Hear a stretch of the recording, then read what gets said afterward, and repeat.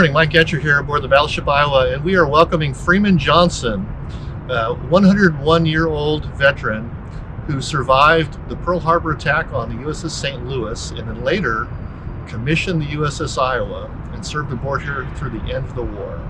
Welcome, Freeman. It's a thrill for me to meet you and have you here. Thank you. It's a thrill to be here. I haven't been back since the war. Oh, wow. We're going to have a special day here. We're going to take him down to boiler room number 4. Doing really good. I hope to be doing this even in 10 years. All right, well done. All right, we're going to go You up made and that over look here, easy. Freeman. Watch your head.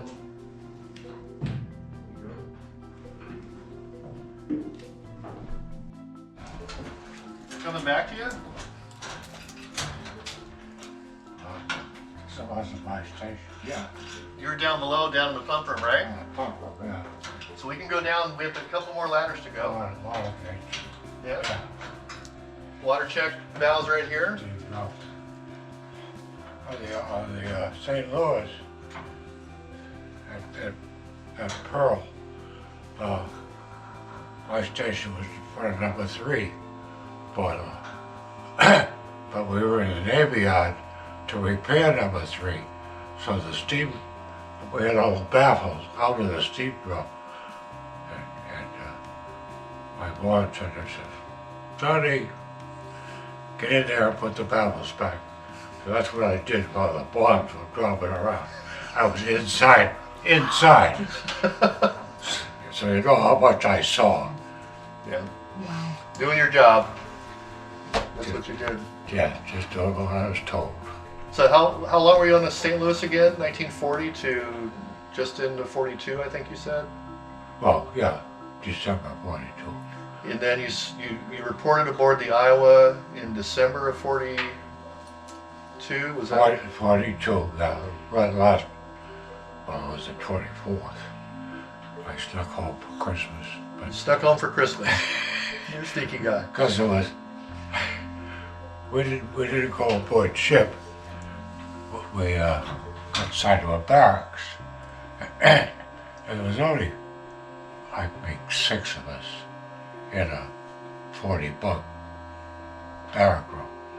And one was a first class bartender. And he says, "I guess I'm in charge, I'm senior officer." He says, "I don't see any officers around." So he says, "I'm going home. See you later." And out he went. So we went too. And we came back after Christmas, and then they started coming in. Yeah. But we were there for, I don't know, we must have been there 6 weeks. And it was the best duty you ever saw in your life. Brooklyn was right behind us, New York across the bridge, no officers to tell you what to do. We had a ball. Oh, good. That didn't last, of course. So you helped commission her in 43, Yeah, in March, yeah. and then you told me that you were on the ship in Tokyo Bay. Do you remember much about that day? Oh, no, not really. We were just happy it was over. Yeah. After Okinawa, and Iwo Jima, you could see that the soldiers were not going to give up, no matter. You had to kill them, no other way. So we were afraid we were right there. That most of us would be gone too. And we were so happy when Harry Truman dropped the bomb. Yeah. Could you see any of the ceremony that day? Well, yeah, I Tokyo. could see the boats coming, Yeah. bringing the Japanese and all the brass. But that's about it. Well, you could see them collected on deck. But, yeah. And where were you on Iowa? What part of the ship were you on when it happened? Oh, I was on the smoke watch. I went up on the smoke watch. That's the only part that's open to the fire, the black keg. Yeah. Go up on the stack. Yeah, up at top, just as top. You know that all that's pretty much identical. Oh yeah. Yeah. I probably would have. I'm not going to take you up there. That was not my job up there. My job was down here. Yeah, Chief has actually repaired a lot of steel up there. There's a lot of original 1940s Oh yeah. fabric up there. It's an original piece. Yeah. These are the original boilers. This is the boiler you saw. Yeah. There's no question. They added a few different controls to it and a couple of things. They changed the fuel. They started burning a diesel fuel marine DFM. Oh yeah. Oh. Yeah, they got away from that black stuff. But beyond that, there's not much change down here. Oh. New gauges, a few alarms, and pretty much what you were working with. Yeah. Would you like to go down another deck? Sure. All right, come on this way.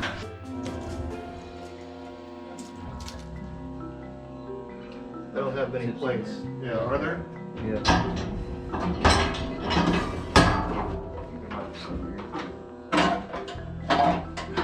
Well, guess we're running out of. There you go. There's Oh, one. There's one. Yeah. Yeah, there's one little Yeah. plate. Yeah. It's a big one too. Yeah. You remember these too, didn't you? South Pollen. Yep. A lot of fun. So the burner front would have been the same, just new gauges, and once again, different fuel system. Yeah. Pretty much the same boiler that you saw. Wow. You work down below on the feed Yeah. water pumps, right? Good. You ready to go down? Yeah. All right. Watch your step.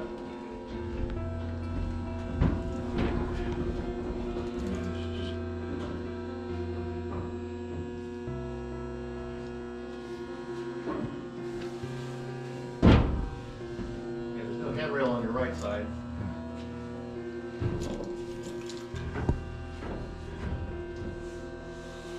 There you go. Pretty good at that. 75. Coming back to you? Yeah.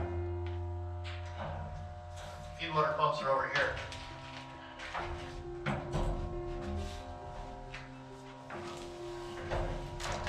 Oh, you got the boat just dry. Yeah, there's a little bit of goo down there, but no water. I mean, you had water in there, I bet you.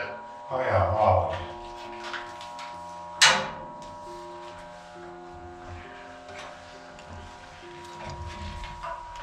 Yeah, one more shaft to go underneath.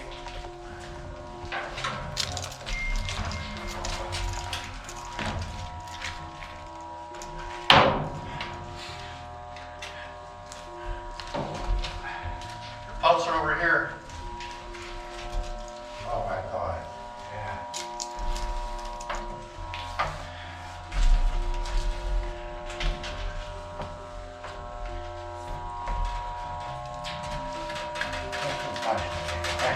Right next to the blower. Right next to the blower. Yeah. Well, as a former merchant marine engineer, that was my station too. I get that. It must have been hot down here.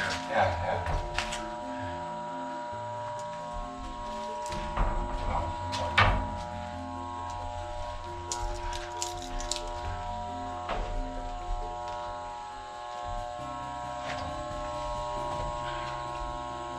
And once again, most of this is original, Freeman. There's a few changes in the fuel systems and some new valves.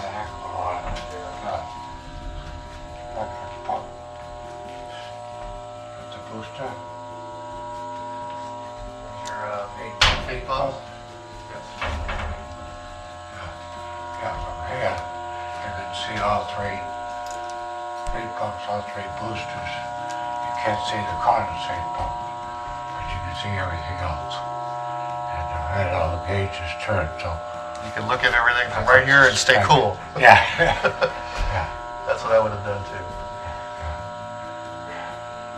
And they had problems with these back in the 80s. They had to go through them, and it took the port engineer a couple of years to resolve all of the issues. They're original. These are original pumps. Wow. Yeah. Hard to support back in the 80s. Yeah.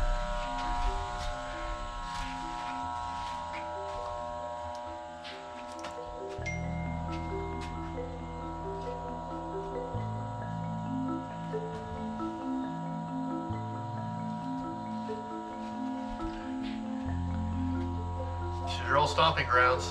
Yeah. Changed the packing back there a couple of times.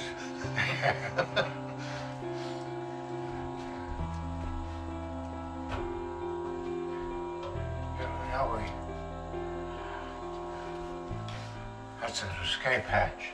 We were sitting around here one day, chewing the fat, and somebody says, what happens if a torpedo comes through the bulkhead? You got about half a second to make up your mind whether you're gonna go through that hatch, dog it down, climb the ladder, dog down the other one. If you're too late, it's too late. Don't bother. We decided don't bother. Now, fortunately, that never happened. Yeah, fortunately. Supposedly there's 16 inches of armor plate out there, but I don't know if I trust that. It's kind of complicated. There's a lot of tanks and steel. Yeah. But there is steel. There's a lot of steel between you and the torpedoes. Yeah. And of course a oil tank too. Yeah. Yeah. I think over here we have the fire pump as well. Watch your step. Yeah.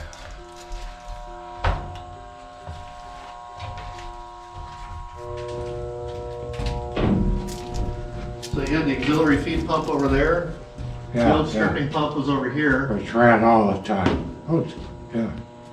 And then these would be, are these the condensate pumps, the main circ pumps here behind you? Yeah. Condensate, and then this is There's a an electric first one. one. Yeah. Oh, Main circ pump and two steam driven. we didn't have electric. Might have been added in the Yeah. the 50s or even in the 80s. And this is one of the fire pumps. Yeah. Runs all the time. Yeah. Was it loud down here? Oh, God, yeah. You can't talk. Did you have your hearing protection, or they didn't use that? No. What was that? Yeah. No, you just, hey, you, point. Unspoken language. They kind of knew what was going on. You get so, you don't have to look. You can hear. You feel it. A minor change in the sound of a pump when it's starting to gonna give you trouble. I don't know how to explain it, but you just know. When you wake up, jump out of your bunk, as soon as your feet hit the deck, you know how fast you're going. Wow. And as soon as you come down below, you know, as soon as you hit the top deck there, third level, top level, you know which boiler's running and come down the ladder and you know which feed pump's running and which boosters. You just know. I don't know how you explain it, but I get it. because I think somebody said you get attuned to the ship, and you really do. Yeah. Especially if you live on it for a couple of years. You know? 'Cause this is where I lived, right here.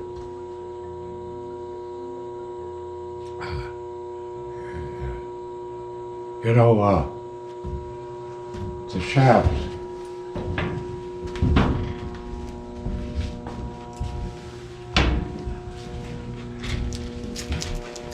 When I first saw them, we came down here, and we could first get on it. I was in number 1 boiler room on the St. Louis, so we don't see shafts. I come down here and I got there's 3 of them, and you got a bearing at each end, and I kind of worried about them. Nobody came down to check on them, but that's the safest, that's the best part of the whole engine department. They run, I'm worried they get hot when we get to high speed, but they never did? They were beautiful. There's a ring. There's a ring goes around. there's an oil reservoir down there. And when the shaft turns, the ring picks up oil from the bottom. Slinging ring. Yeah. And it would get a little warm, but not hot.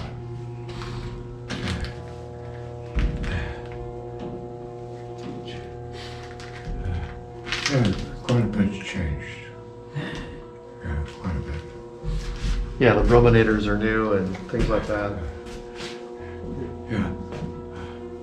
Well, they double boiler rooms and fire room and engine room forward and aft, but they never propellers port to starboard. Okay. So number one boiler turns number four propeller. Yep. Yeah. It's what is it? 1 is in 1, 2 is in 3, 3 is in 4, 4 is in 2. Yeah. Yeah. Number two engine runs number one propeller. Yep. There you go. That's a phenomenal memory. Yeah. That's really good. Number three. I'm impressed. Number three runs number three shaft, which is, incidental, accidental. Certainly done by design. Number 3 shaft is our problem shaft. That leaks a little bit. Yeah. All right.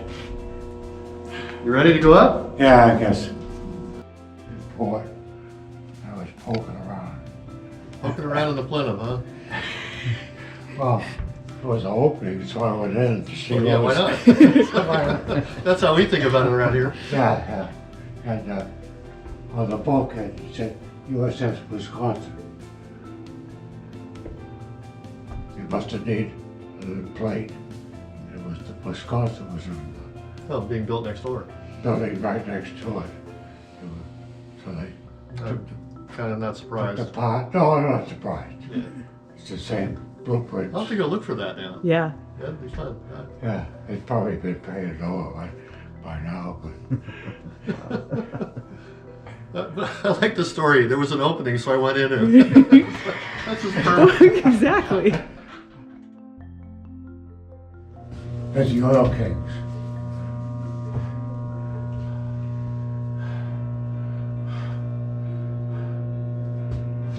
They're all, these valves are all up and down the Oil Kings pumping, changing the oil from one side to the main tank. The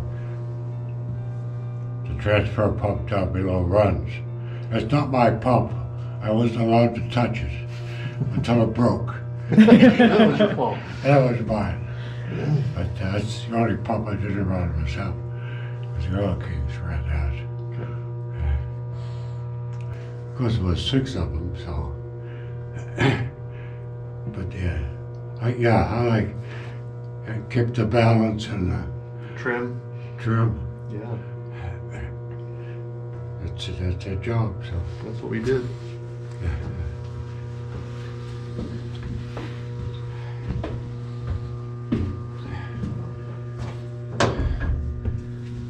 And what's your head up there?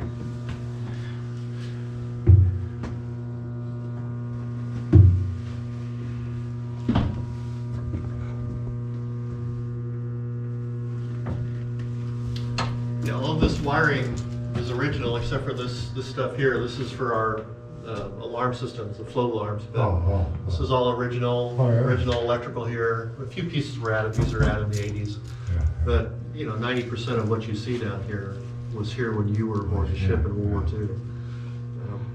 They kept it all. It's impressed me. That wire, the Helena light cruiser was in the Navy Yard around in the slip above us.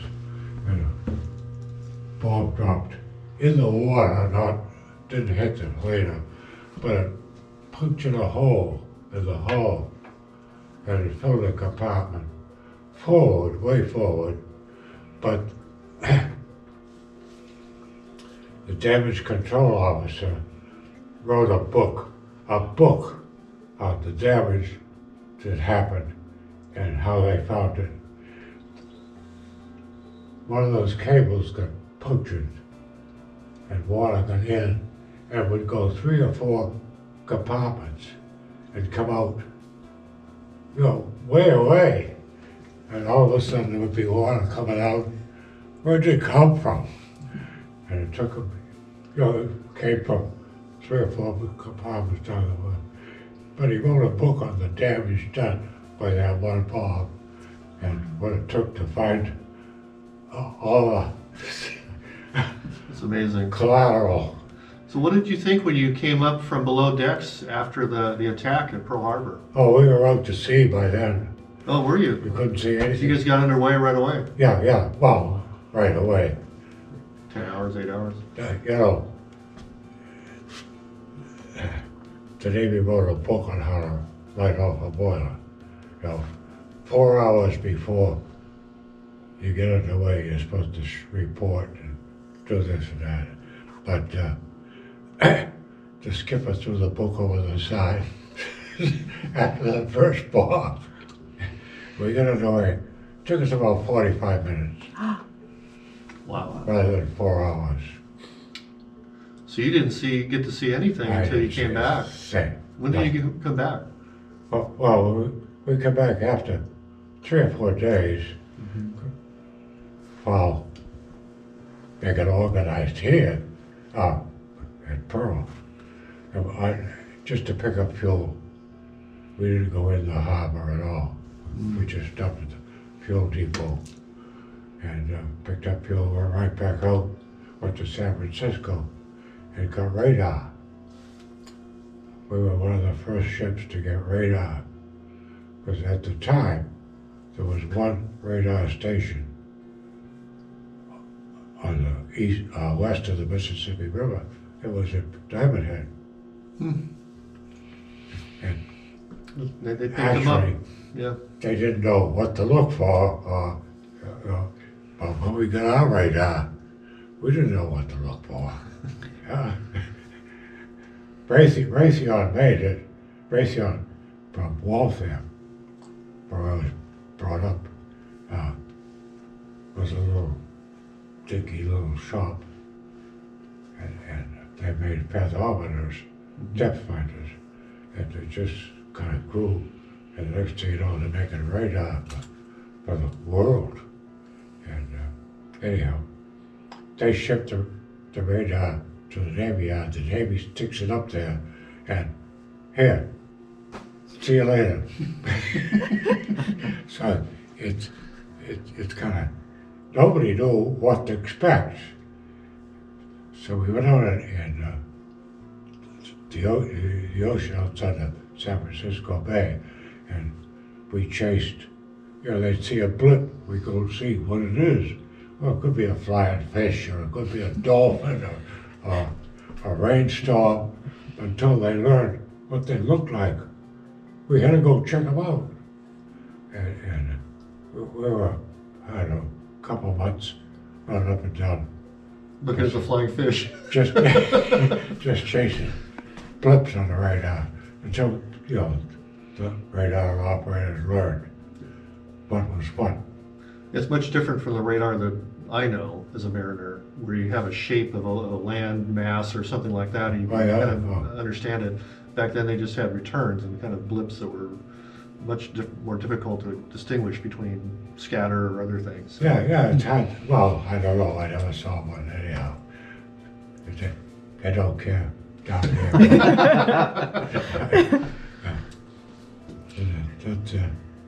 And then, of course, by that time, MacArthur was in Australia, you know, screaming that he needs troops. He's going back to the Philippines, and he's a big showman. He's pretty good. He's a good general and a good administrator, but he's a showman. And so anyhow, they sent a little freighter down to shut him up with some tools, some supplies, and a few troops. But by that time, the Merchant Marine, the Navy had equipped most merchant marine ships with a little turret on the front, on the bow, with a 50 caliber and 4 guys to run it. Right. So we're going through the South Pacific. So we had 2 airplanes, and pilots need their airtime. They gotta have their airtime, or they don't get pilots pay. So we launch an aircraft, and they buzz around looking for submarines, but basically getting their airtime. And they talked among themselves, and you know, if we saw a submarine, what would we do? All I got was machine guns. So they started carrying 5-pound, well, they were just balls. They weren't ammunition or anything, just, and they practiced throwing them at us.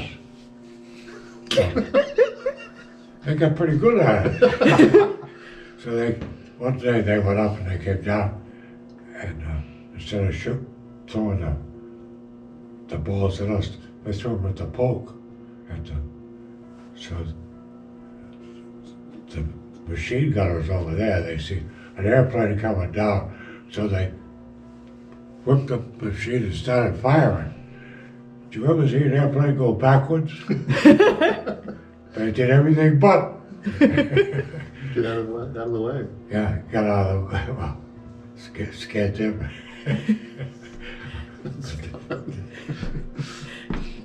Those are just amazing stories. I just love that. Oh yeah, how crazy things happen. You know, they talk about the fog of war. It's a fog. You really don't know what you're doing. You just do your job and shut up. All right, shall we go up? Yep.